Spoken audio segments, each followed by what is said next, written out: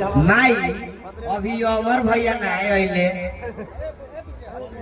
सवेरे से खेले वाले निकलत होइहन ताकि अब आते होइहन आज उनका याद रखी आज रक्षाबंधन है।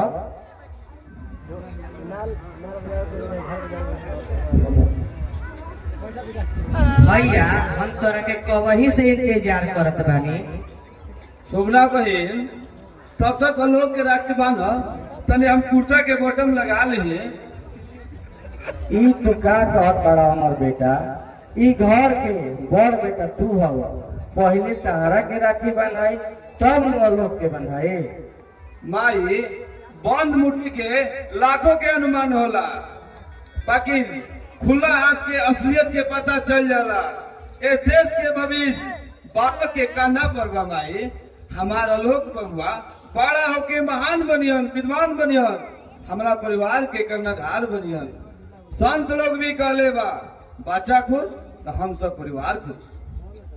अब जल्दी से राखी बांधा सुनना बनी।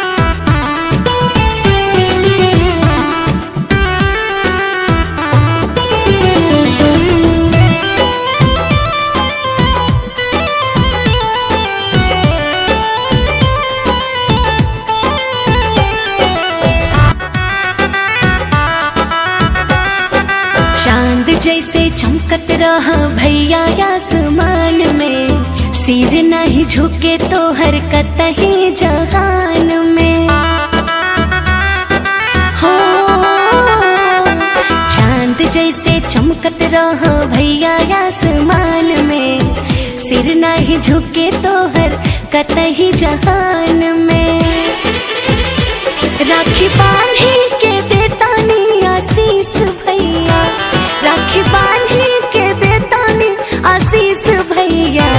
जिया जिया तू लाखों बरिस भैया, जिया जिया तू लाखों बरिस भैया।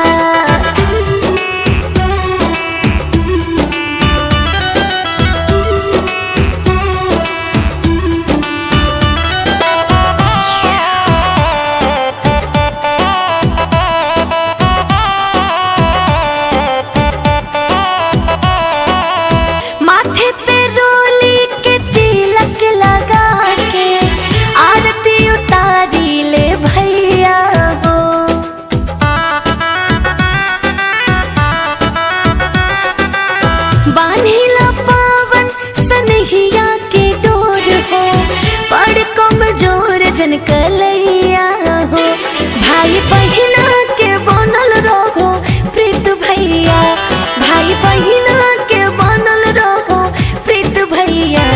जिया जिया तू लाखों बरिस भैया, जिया जिया तू लाखों बरिस भैया।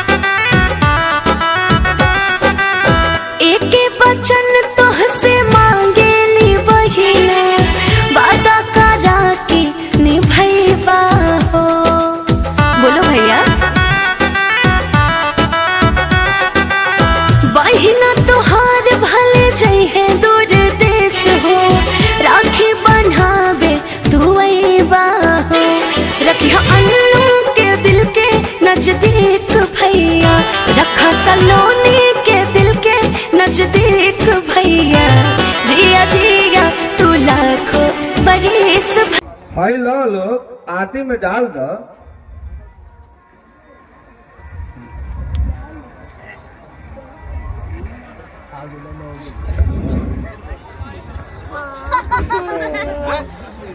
अमर काम के तलाश में गई रहा काम है। गोरखपुर में एगो नया फैक्ट्री खुला था, 1 महीना के बाद काम शुरू हो जाये।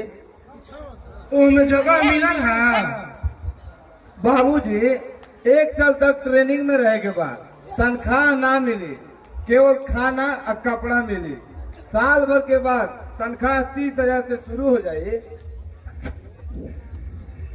अच्छा अमर, तू घर के चिंता फिक्र छोड़ दो, हम कुछ खर्चा भेजत रहो, तू जाके काम पकड़ लो।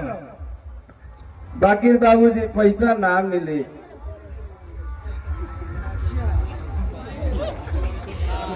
बेटा अमर, हथौड़ा के 1000 चोट से शंकर जी के बनावल जाला, तब नो दूध आ घी से स्नान करके लड्डू के भोग लगावे में पावे खातिर कुछ त्याग भी कल जरूरी होला। ए हड्डी में जब तक ताकत रही, ई हड्डी अपना परिवार के सेवा करत रही।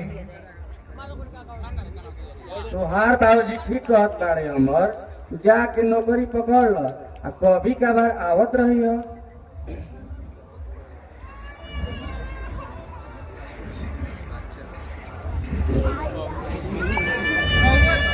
रउआ सब अभी तक खाना ना खैली जा। हम कब से इंतजार करत बानी। आज मुन्ना के तबीयत भी कुछ मंदा बा।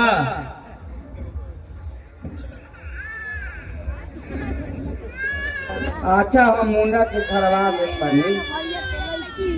माई रोग झाड़े से ठीक हो जाला। ये सब अंधविश्वास है। अंधविश्वास के छोड़ के आत्मविश्वास करे के चाहिए। ये सब बात समझ में ना आई अमर बेटा। ये सब के बारे में औरत लोग जाने लीजा। तू जाना ताड़ो, जब औरत गर्भवती होली तो चुरई से भेंट ना होके के चाहिए, और जब मतारी बनेली तो 12 दिन घर से ना निकले के चाहिए।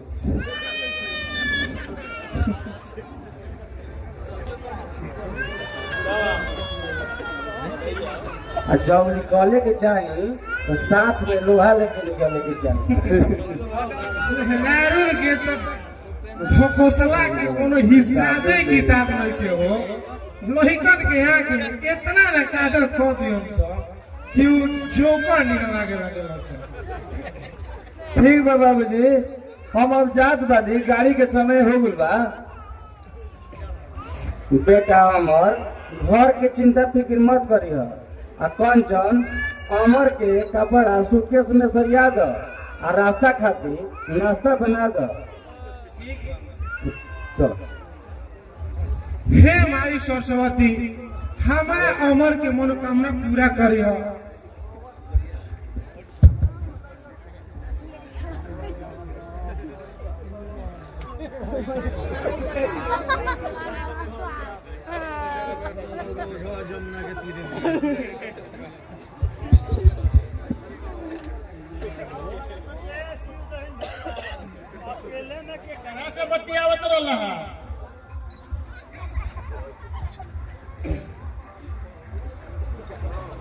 खुश रह, बड़ी ढेर दिन बाद शिव तहिन भैया के खियाल कइले बाड़। आई रोने खेत रे सोचली हम कि चली तनी शिव दहन भैया से भेंट कर ली।